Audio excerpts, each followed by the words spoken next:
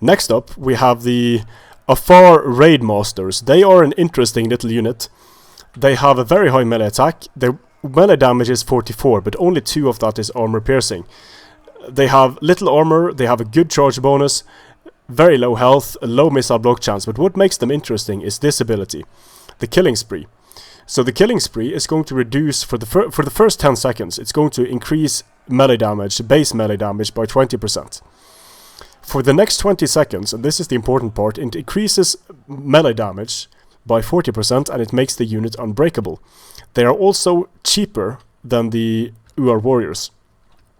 So here we have one unit that isn't upgraded, and we have one unit that is upgraded to roughly match the price of the Uar Warriors.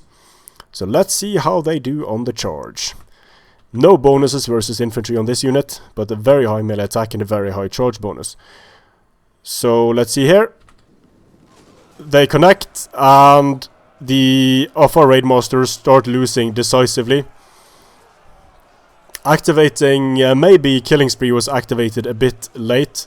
You can see now that they have 53 base damage, only 2 AP still, and when the second phase of Killing Spree hits, they're going to have 61 melee damage, which is quite nice. But they're still not able to hang with the Spice Warriors against the Uar Warriors. They are unbreakable, so they're going to be fighting well past the point they would normally break. But when this ability dies down, it's clear that they are not able to stand up to Uar Warriors on the charge. So the ability starts to die down, they start to waver and break, and both units have at this point lost. So the upgraded unit, let's see here, the upgraded unit gets, see if we can find one of the guys.